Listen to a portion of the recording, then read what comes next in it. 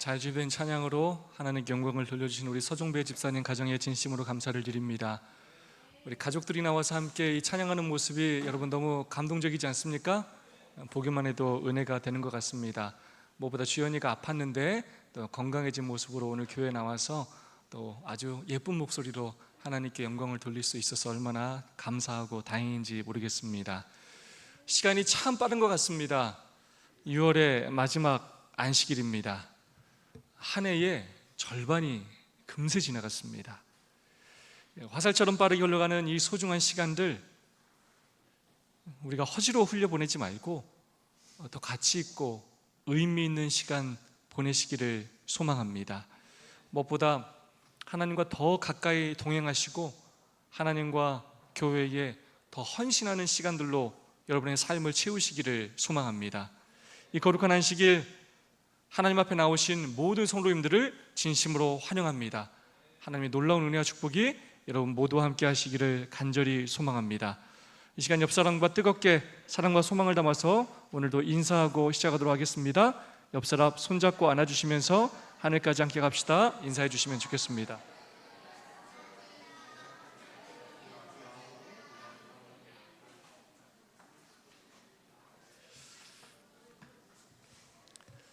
오늘도 좀 문제로 시작해 보도록 하겠습니다. 오늘은 역사 문제입니다. 우리 아시는 분들은 조용히 한번 손을 들어주시면 좋겠습니다. 여러분, 이 사람들의 공통점은 무엇일까요? 의자왕, 경순왕. 우리 안경 성도님께서 곧바로 서정 집사님 마지막 임금 정답입니다. 공양왕, 순종, 호세아, 시드기야. 자, 이제 진짜 문제입니다. 안경 성도님, 서정 집사님 맞히시면 됩니다. 자, 의자왕은 어느 나라 마지막 왕입니까? 네, 백제의 마지막 왕입니다. 경순왕은요? 남편이 옆에서 계속 말해주고 있어요. 네, 신라의 마지막 왕입니다. 자, 공양왕은요? 네, 고려의 마지막 왕이고요. 순종은요? 네, 그냥 말해도 되는데 귀까지 가까이 가가지고 막 이렇게 얼마나 자세히 얘기해 주는지. 네. 조선 맞습니다. 그럼 호세아는 어디의 마지막 왕일까요? 호세아.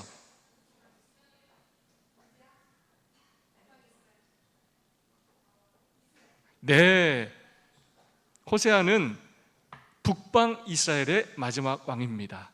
그리고 마지막 시드기야는요? 남방 유다의 왕입니다. 대단하십니다, 우리 안경 성도님. 이번 주에 함께 묵상했던 선지자 왕 제36장의 제목이 뭐였습니까? 유다의 마지막 왕이었습니다. 지난주에 제목이었던 다가오는 파멸과 마찬가지로 이 제목만 묵상해도 얼마나 마음이 아픈지 모릅니다. 만약 오늘 우리 교회가 마지막 안식일이었다면, 우리가 살아서 드리는 마지막 안식일이고 교회가 무너지기 전에 마지막 안식일이었다면 여러분 오늘 마음이 어떻겠어요? 하나님의 놀라운 축복을 받았던 그 유다가, 이방 민족들에게 축복의 통로가 되었어야 할 그 유다가 더 오랜 시간 강력한 국가로 이방의 나라들에게 하나님의 살아계심을 선포했어야 할 그 유다가 오히려 이방 민족에게 조롱거리가 되고 결국은 바벨론의 침략으로 멸망당하게 되다니요. 이것은 원래 하나님의 목적이, 바람이 아니었습니다. 특별히 이번 주에 말씀을 묵상하면서 저 개인적으로 가장 마음이 아팠던 구절은 바로 이 구절이었습니다. 선두에 서서 그 나라를 신속히 멸망으로 이끌어가고 있는 사람들 중에 그들의 왕 시드기야가 있었다. 유다의 마지막 왕인 시드기야에 대하여 선지자가 무엇이라고 말하고 있습니까? 선두에 서서 그 나라를 신속히 멸망으로 이끌어가고 있는 사람, 나라의 축복이 되는 사람, 멸망해가는 나라를 구원한 사람이 아니라 선두의 맨 앞에 서가지고 그 나라를 신속히 멸망으로 이끌어가고 있는 사람이라는 것입니다. 한 사람의 삶이 하나님께 이런 평가를 받는다는 것이 여러분 얼마나 가슴 아프고 비참한 일입니까? 여러분, 왕이 무엇을 하는 사람입니까? 백성을 보호하고 백성을 보호하고 나라를 지켜야 하는 사람이 아닙니까? 특별히 그 나라는 하나님을 올바로 섬기도록 백성을 지도해야 하는 그 사람이 아닙니까? 그런데 시드기야가 어떤 일을 하였다고요? 맨 앞에 선두로 서서 그 나라를 신속히 멸망으로 이끌어 갔다는 것입니다. 그럼 여러분,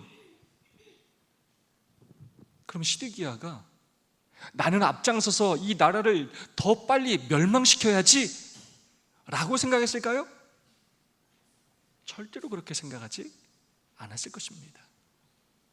시드기야도 왕으로서 나름대로 나라와 백성을 지키기 위해 자신의 노력을 다했을 것입니다.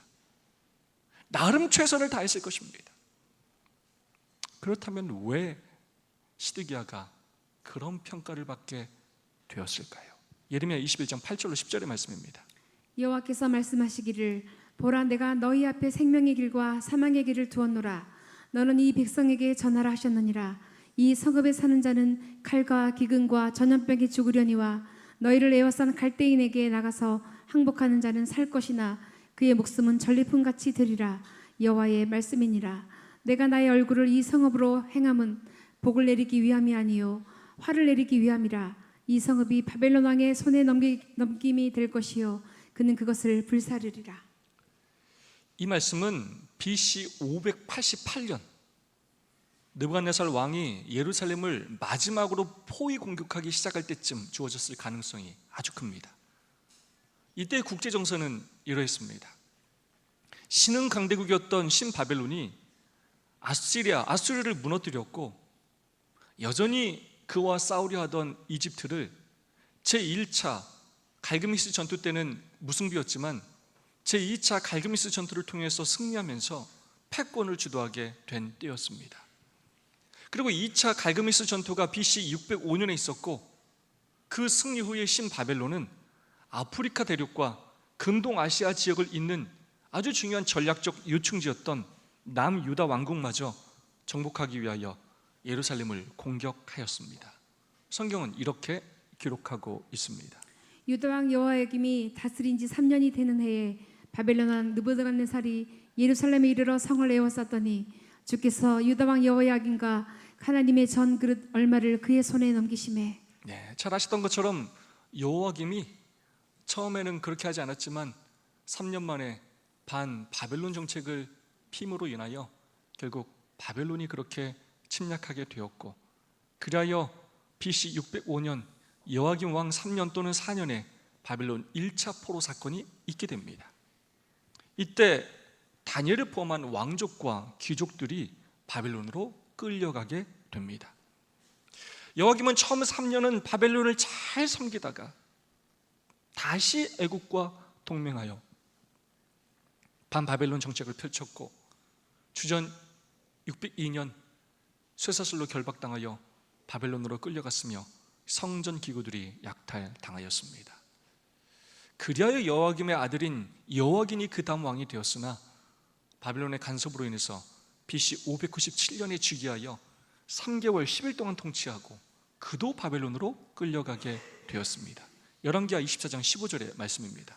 느부갓네살은 여호야긴 왕을 바벨론으로 사로잡아 갔다. 그의 어머니와 왕비들과 내시들과 그 땅의 고관들을 모두 예루살렘에서 바벨론으로 사로잡아 갔다. 이것이 우리가 잘 알고 있는 BC 598년에 있었던 바벨론 2차 포로 사건입니다. 이때 여호야긴 왕과 용사 7,000명, 대장장이 1,000명, 곧 싸움을 할 만한 모든 사람들을 그리고 에스겔 선지자를 포로로 잡아갔습니다. 그리고 바벨론은 그 다음 유다 통치다로 시드기야를 왕으로 그들이 세웠습니다. 왕하 24장 17절 말씀입니다. 바벨론 왕이 또 여호야긴의 숙부 마따니아를 대신하여 왕으로 삼고 그의 이름을 고쳐 시드기야라 하였더라.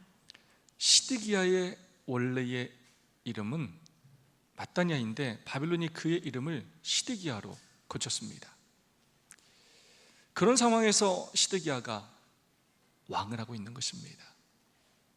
이 선왕이었고 배다른 형제였던 여호와김도 애굽을 의지했다가 결국 바벨론으로 끌려간 그 역사를 누구보다 잘 알고 있었던 시드기야였습니다.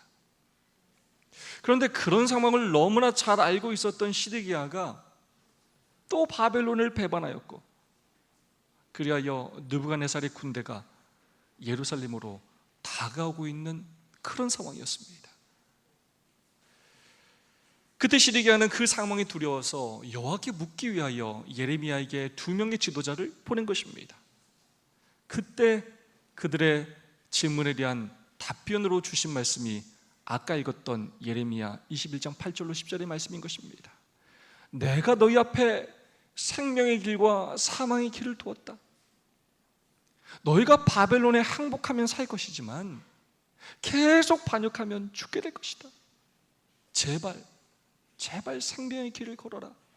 하나님은 예레미야를 통하여 시드기야에게 다시 한번 경고하셨습니다. 그런데 안타깝게도 시드기야는 끝까지 하나님의 말씀을 거절하였습니다. 시드기야는 사망의 길을 선택하였습니다. 그래서 자신이 사망의 길을 걸었을 뿐만 아니라 자신의 가족도, 그리고 선두에 서서 유다를 신속히 멸망으로 이끄는 사람이 되었다는 것입니다. 이번 주 선지자 왕은 시드기야가 구체적으로 어떻게 사망의 길을 걸었는지를 자세히 알려주고 있습니다. 그래서 오늘은 시드기야가 걸어간 사망의 길 2가지를 자세히 살펴보기를 원합니다. 선두에 서서 그 나라를 신속히 멸망으로 이끌어가고 있는 사람들 중에 그들의 왕 시드기야가 있었다. 유다 왕은 선지자들을 통하여 주신 여호와의 권고를 완전히 저버리고 그가 느부갓네살에게 진 은혜의 빚을 잊어버린 채 이스라엘의 하나님 여호와의 이름으로 행한 그의 엄숙한 충성의 맹세도 깨뜨리고 선지자들과 그의 은인 느부갓네살과 하나님께 대하여 반역하였다. 자신의 지혜에 자만하여 그는 옛날 이스라엘의 번영의 원수였던 자에게 도움을 청하려 사자를 애굽에 보내어 말과 군대를 구하였다. 시드기야가 걸어간 사망의 길 첫 번째, 자신의 지혜에 자만하여. 시드기야는 선지자를 통하여 주신 여호와의 권면을 완전히 무시했습니다. 하나님께서는 이미 바벨론을 유다를 징계하기 위한 하나님의 막대기로 사용하실 것을 수도 없이 말씀하셨습니다. 예레미야 38장 14절로 18절까지의 말씀입니다. 예레미야가 시드기야에게 이르되 만군의 하나님이신 이스라엘의 하나님 여호와께서 이같이 말씀하시되 내가 만일 바벨론 왕의 방백들에게 항복하면 내 생명이 살겠고 이 성이 불사람을 입지 아니하겠고 너와 내 가족이 살려니와 내가 만일 나가서 바벨론 왕의 방백들에게 행복하지 아니하면 이 성이 갈대인의 손에 붙이우리니 그들이 이 성을 불사를 것이며 너는 그들의 손을 벗어나지 못하리라 하셨나이다. 시드기야는 예레미야에게 자신이 어떻게 해야 할지를 여러 번 물었습니다. 그때마다 예레미야는 민족의 반역자라는 오해를 무릅쓰고 하나님의 뜻이 무엇인지 분명히 말해주었습니다. 바벨론 왕에게 항복하면 살 것이고 항복하면 포로로 잡혀가 있는 그곳의 백성들이 편안하게 지낼 것이고 왕과 가족들도 그렇게 지낼 수 있을 것이라고. 그러나 항복하지 아니하면 그들의 손에 죽고 예루살렘 성도 불타오를 것이라고 분명히 경고했습니다. 그러나 결국 시드기야는 그 말을 듣지 않았습니다. 저는 이런 생각이 들었습니다. 아니 그럴 거면 뭐하러 물어봅니까? 물어보지나 말지. 계속 물어보고 그리고 결국은 자기 마음대로 할 거면서요. 제가 짧은 목회지만 목회를 하면서 가끔 힘들다고 느껴질 때가 있습니다. 그때는 언제냐면 제가 섬기는 성도님들이 어떤 중요한 문제가 있는데 저에게 하나도 묻지 않고 자기 마음대로 다 결정할 때입니다. 제가 상담할 기회도 하나도 없고 조언할 기회도 하나도 없기 때문입니다. 그냥 본인 이미 다 결정하고 선포를 해요. 그리고 마음을 하나도 바꾸지 않아요. 그것이 특별히 신앙의 문제이고, 그분이 직분과 직책을 가지고 있어서 교회에 큰 영향을 미칠 때는 더더욱 그러합니다. 본인들이 다 결정을 이미 해요.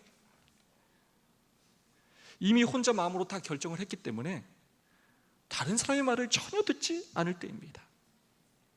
그냥 결과를 통보받아야 하고 고스란히 그 결과를 목회자와 교회가 감내해야 할 때입니다.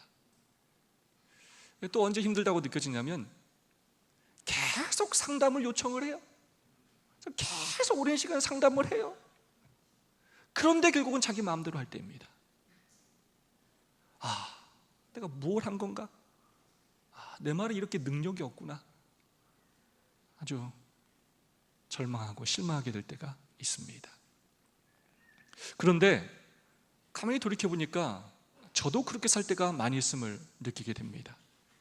제가 집사람에게 당신 뭐 먹고 싶어? 이렇게 자주 물어봅니다. 뭐 먹을 거야? 물어보고 집사람이 얘기하면 그거 별론데. 또 뭐 얘기하면 그것도 별론데. 그리고는 결국 나중에 제가 먹고 싶은 것을 이야기할 때가 많은 것 같습니다. 그때 집사람들 저에게 이렇게 이야기합니다. 아니 당신 마음대로 할까면서 뭐하러 물어보냐고. 다음부터 물어보지 말고 네 마음대로 하라고. 그런데 여러분,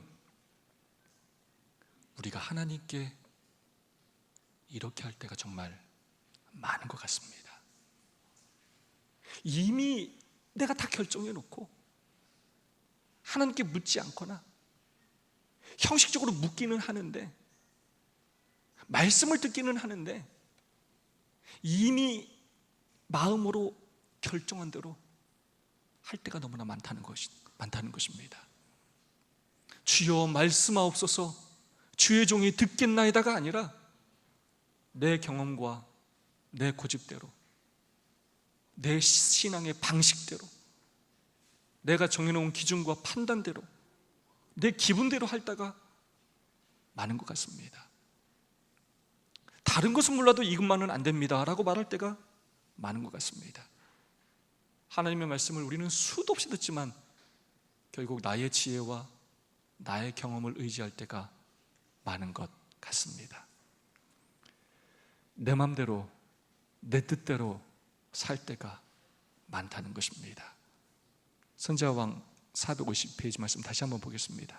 자신의 지혜에 자만하여 그는 옛날 이스라엘의 번영의 원수였던 자에게 도움을 청하러 사자를 애굽에 보내어 말과 군대를 구하였다. 그렇게도 많이 물어보고 많이 권면했음에도 불구하고, 제발 그렇게 하지 말라고 호소했음에도 불구하고 시드기야는 그렇게 하나님의 말씀을 듣지 않았습니다. 바벨론에 항복하지 않았습니다. 선지자는 그 이유를 뭐라고 표현하냐면 자신의 지혜에 자만하였기 때문이라고 말하고 있습니다. 시드기야는 자신의 지혜에 자만하여 신바벨론의 적대국이었던 애굽을 의지하였습니다.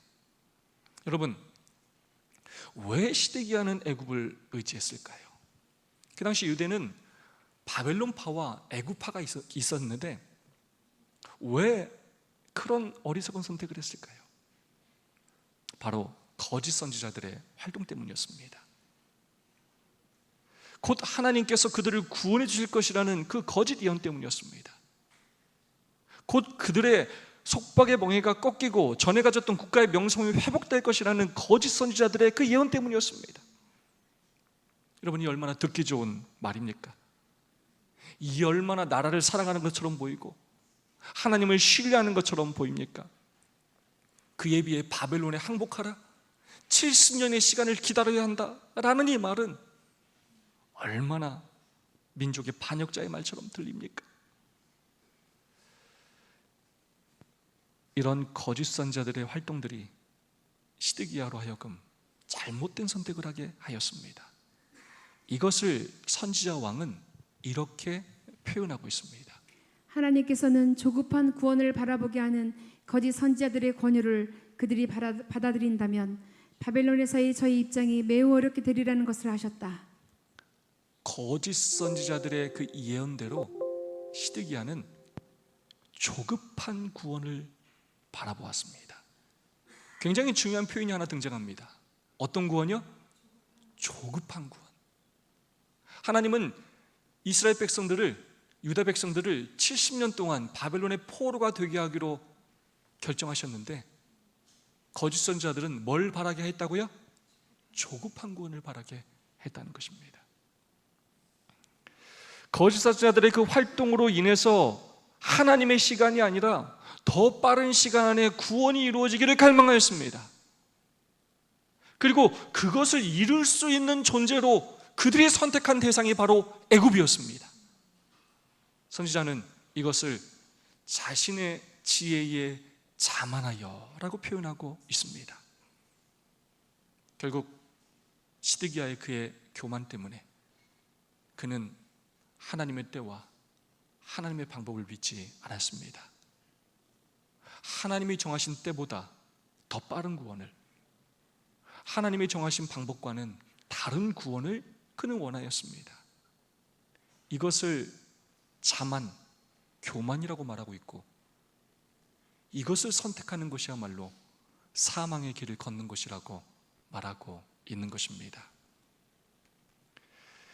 이해하다라는 영어 단어는 understand라는 말입니다. 이 단어는 두 개의 단어가 합쳐진 말입니다. 아주 유명하죠? under라는 그 아래라는 말과 서다라는 stand라는 말이 합쳐진 단어입니다. 이해하는 것이 무엇인가? 이해한다는 것은 상대보다 아래, 낮은 위치에 서서 겸손하게 올려보는 것을 의미합니다. 그렇다면 교만이라는 것은 무엇인가? 상대방보다 위에 서는 것입니다. 하나님의 뜻과 방법을 이해하지 않는 것입니다. 하나님 밑에 서서 하나님을 바라보는 것이 아니라 하나님 위에 서서 하나님을 바라보는 것입니다. 그러면서 하나님께, 하나님 왜 이렇게 하십니까? 왜 제가 원하는 방식과 때에 그 일을 이루시지 않는 것입니까? 이것이 바로 교만입니다. 사람을 대할 때도 마찬가지입니다. 상대방보다 아래 서서 위를 올려보는 것이 아니라 상대방보다 위에 서서 아래로 내려다보면서 그들을 이해하지 않는 것, 나의 생각과 나의 방식대로 상대방을 움직이게 하려는 것, 이것이 바로 교만입니다. 그렇다면 겸손이 무엇이냐? 바로 하나님 아래에서 하나님을 올려다보며 하나님을 이해하는 것입니다. 때로 도저히 하나님의 뜻과 방법이 이해되지 않는 때에도 하나님을 믿는 것입니다. 너무 구원이 더뎌 보여도, 내가 그렇게 간절히 기도하는데 그 기도가 내가 바라는 때에 응답되지 않는 것처럼 보여도, 눈앞에 당장 붙잡을 만한, 의지할 만한 다른 것이 있어 보여도 그 모든 것들을 따라가지 않고 오직 하나님의 말씀에 네 하고 순종하면서 하나님의 구원을 기다리는 것입니다. 이것이 바로 겸손입니다. 오늘 우리도 시드기야가 걸어간 길을 걸으려 할 때가 있지 않습니까? 내 삶의 위기의 때 하나님의 말씀과 하나님의 때와 하나님의 방법을 기다리며 순종하기보다는 조급한 구원을 갈망하며 당장 내 문제를 해결해 줄 것 같은 눈에 보이는 것들을 찾아 헤매며 그것들을 의지할 때가 있지는 않습니까? 하나님보다 앞서가려고 할 때가 있지는 않습니까? 겸손한 마음으로 하나님의 때와 하나님의 구원을 기다리시는 저와 여러분이 되시기를 간절히 소망합니다. 선지자왕 441페이지의 말씀입니다. 하나님께서는 얼마나 부드러운 동정으로 당신의 사로잡힌 백성에게 이스라엘에 대한 당신의 계획을 알리셨던가. 아멘. 오늘도 하나님께서 얼마나 부드러운 동정으로 우리가 이 마지막 시대 어떻게 살아야 할지 우리에게 생명의 길을 끊임없이 보여주시고 계시지 않으십니까? 세상 사람들이 의지하는 당장 나를 구원해 줄 것 같은 돈과 부동산과 명예와 좋은 직업 같은 눈에 보이는 그 조급한 구원이 아니라 내 삶에 최선을 다하되 하나님의 때와 구원을 기다리면서 생명의 길을 걸어가시는 저와 여러분이 되시기를 간절히 소망합니다.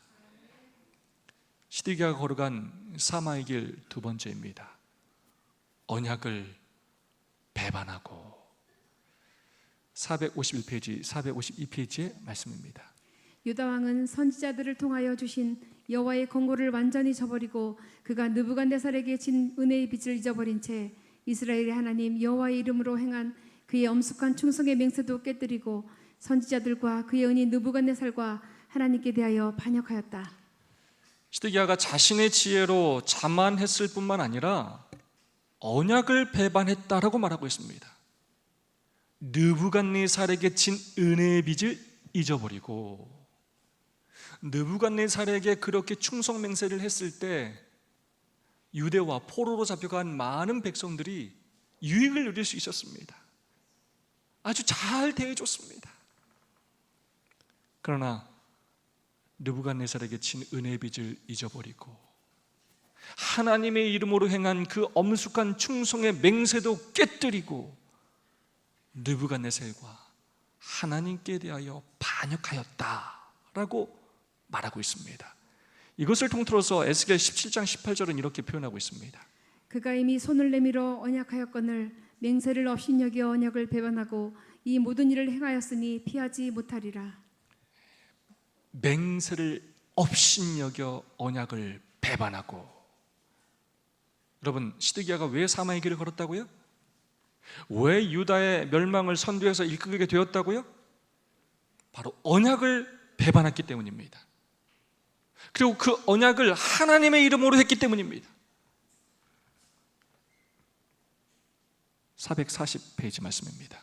시드기야는 그의 치세의 시초에 바벨론 왕에게 충분히 신임을 받았고 선지자 예레미야를 믿을 만한 고문으로 삼았다. 바벨론 사람을 존경하는 노선을 따르고 예레미야를 통하여 하신 여호와의 말씀에 귀를 기울임으로 시드기야는 고위층에 있는 많은 사람들의 존경을 받을 수 있었고 그들에게 참 하나님께 대한 지식을 전달할 기회를 가질 수 있었다. 그로 인해 이미 바벨론에 사로잡혀간 포로들은 유리한 위치에 처하여 많은 자유를 누릴 수 있었으며 하나님의 성호는 널리 영광을 받을 수 있었다. 유다 땅에 남아있는 사람들도 그들에게 마지막으로 닥쳐올 무서운 재난들을 피할 수 있었다. 처음에 시드기야는 3년 동안 느부갓네살과 충성 맹세를 잘 지켰습니다. 하나님도 그걸 바라셨어요. 70년 동안 바벨론의 포로가 되게 하셨지만 하나님은 여전히 유다 백성들을 사랑하셨습니다. 3년 동안은 언약에 충실했습니다. 그렇게 함으로 바벨론에 사로잡혀간 포로들도 자유를 누릴 수 있었고 하나님도 전할 수 있었습니다. 시드기야가 계속 그 언약 관계를 유지했다면 닥쳐올 무서운 재난들도 피할 수 있었습니다. 비록 바벨론에 지배하여 있었지만 평안한 가운데 하나님을 증거하며 지낼 수 있었습니다. 그것이 하나님의 뜻이었고 그것이 선지자의 기별이었습니다. 그러나 충성맹세의 3년 만에 시드기야는 그 언약을 아무렇지도 않게 배반하였습니다. 조급한 구원을 위해 애국과 동맹을 맺게 되었습니다. 그리고 그 결과는 참혹하였습니다. 예언대로 바벨론이 예루살렘 성을 포위하였고 18개월 정도 포위하였고 끝까지 항복하지 않자 결국 예루살렘 성은 불타게 되었고 남유다에 남겨진 거의 모든 사람들은 바벨론으로 포로로 잡혀가게 되었습니다. 이 사건이 바로 제3차 바벨론 포로 사건이고 BC 586년에 있었습니다. 무엇보다 시드기야의 결말이 너무나 비참합니다. 예루살렘 성이 포위되었을 당시 시드기야는 밤중에 아라바길로 도망했지만 결국 여리고 평지에서 잡히게 되었습니다. 왕하 25장 7절의 말씀입니다. 그들이 시드기야의 아들들을 그의 눈앞에서 죽이고 시드기야의 두 눈을 빼고 노사슬로 그를 결박하여 바벨론으로 끌고 갔더라. 그 당시 정복국가가 반역한 왕들에게 행한 전통적인 풍습이었습니다. 당시 시드기야의 나이가 32살이었습니다. 젊죠? 네. 그의 두 아들은 어린 소년, 청소년이었을 것입니다. 그의 잘못된 선택으로 인해서 두 아들이 자신이 보는 앞에서 죽임을 당해야 했고, 그걸 본 눈을 곧바로 또 뽑아 버렸습니다. 두 눈이 뽑힌 채, 두 자식을 잃은 채 노쇠사슬에 결박당하여 고통스러운 몸과 마음을 이끌고 그는 바벨론으로 끌려가 결국 바벨론에서 죽고 말았습니다. 그가 하나님의 이름으로 바벨론과 했던 그 언약에 충실했다면 얼마나 좋았을까요? 그가 언약을 배반함으로, 은혜의 빚을 잊어버림으로 그도, 그의 아들들도, 그리고 유다 백성도, 그들이 그렇게 사랑하는 예루살렘 성전도 모두 비참한 결말을 맞게 되었습니다.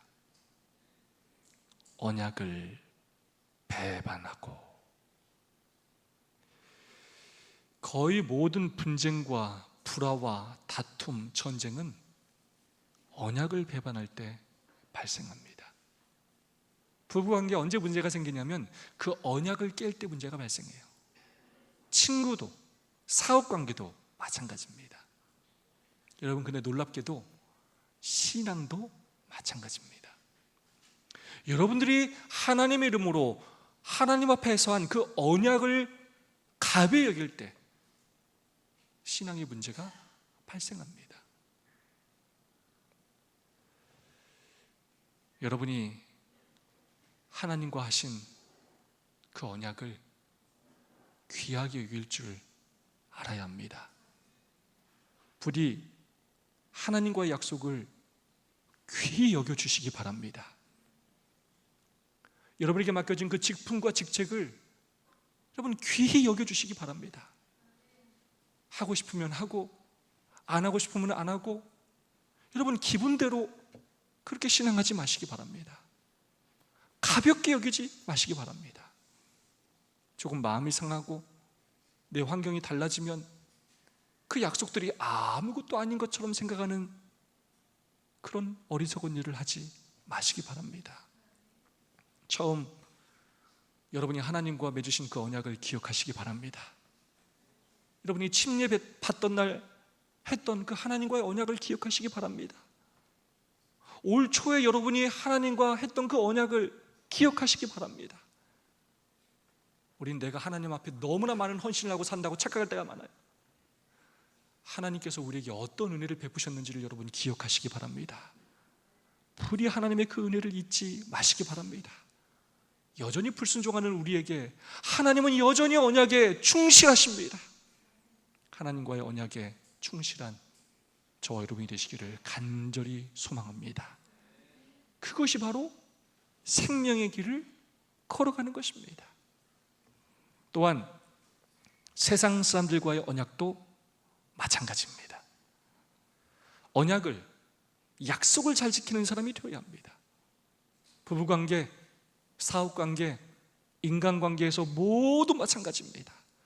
아유, 저 사람은 뭐 약속을 하면 지키지를 않아 라는 말을 듣지 말아야 합니다. 결국 신앙은 하나님과의 관계, 성도와의 관계, 이웃과의 그 모든 관계에서 언약에 충실히 행하는 것입니다. 그것이 바로 생명의 길을 걸어가는 것입니다. 자신이 약속한 것은 반드시 지키시는 신실하고 충성된 그리스도인이 되어주시기를 소망합니다. 시드기야와 이 유다 역사를 보면 정말 가슴이 많이 아파옵니다. 정말 오랜 시간 이 주제로 설교를 한다는 것도 너무나 부담스럽고 마음이 아파요. 여러분, 시드기야는 정말 어려운 시절의 왕위에 올랐습니다. 그가 생각할 때 자신이 할 수 있는 일이 정말 많지 않았을 것입니다. 그가 그 역사의 큰 물줄기를 바꿀 수는 없었을 것입니다. 시드기야 한 사람의 죄악으로 유다가 망한 것은 아닙니다. 시드기야 혼자의 힘으로 유다의 멸망 자체를 막을 수는 없었을 것입니다. 그러나 우리가 기억해야 할 일이 있습니다. 그러나 여전히 시드기야가 자신의 삶의 자리에서 자신이 할 수 있는 일이 있었습니다. 멸망을 막을 수는 없었지만 그렇게 비참하고 고통스럽게 유다가 망하지 않을 수는 있었습니다. 그가 교만하지 않았더라면, 조급한 구원을 바라지 않았더라면, 언약을 배반하지 않았더라면 그의 삶도 남방 유다도 분명 달라졌을 것입니다.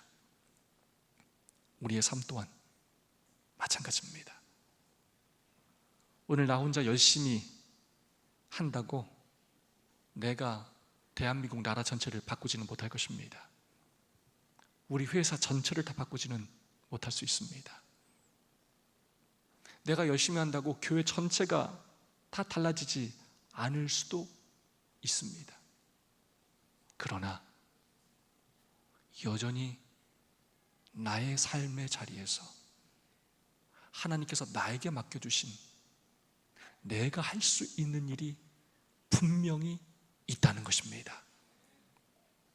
다른 사람은 하지 않아도 하나님께서 여러분에게 맡기신 여러분이 해야 할 일이 분명히 있다는 것입니다. 우리는 여전히 나의 삶의 자리에서 생명의 길을 선택해야 합니다. 겸손히 하나님의 구원을 기다리며 하나님의 언약에 충성해야 합니다. 그렇게 할 때 하나님께서 나를 사용하셔서 당신의 구속의 사역을 마침내 이루실 것입니다.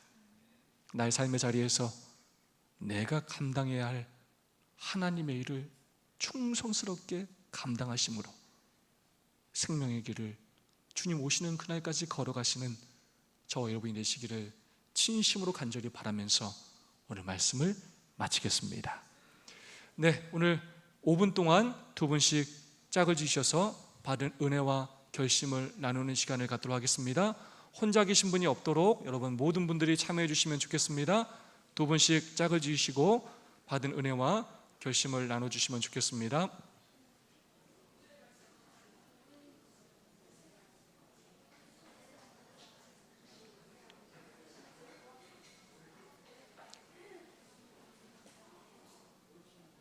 우리 김민채 장모님, 우리 함원장님 같이 하시면 좋겠습니다.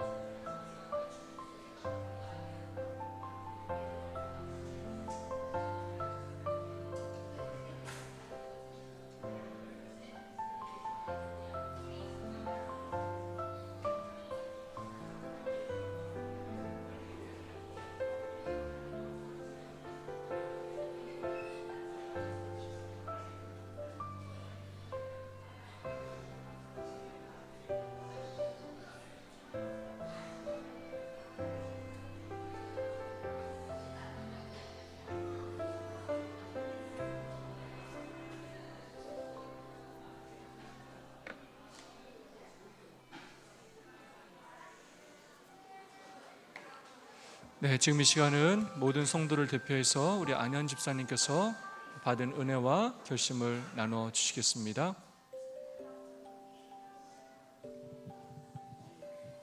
네, 하나님께서는 부드러운 동정으로 저를 이끌어 주시고 있는데 저의 조급함, 저 기분대로 하나님께서 준비하신 일들이 있는데 교만하게 저의 방식대로 판단하고 살고 있던 것 같습니다. 당장은 어렵고 또 다시 교만하게 살려고 하겠지만 그때마다 하나님께서 저를 이끌어 주시다는 생각하고 저의 조급한 구원을 바라지 않고 하나님께 의지하며 살아가겠습니다. 감사합니다. 아멘. 우리 안현 집사님 주님 이름으로 축복합니다. 네, 헌금 시간입니다.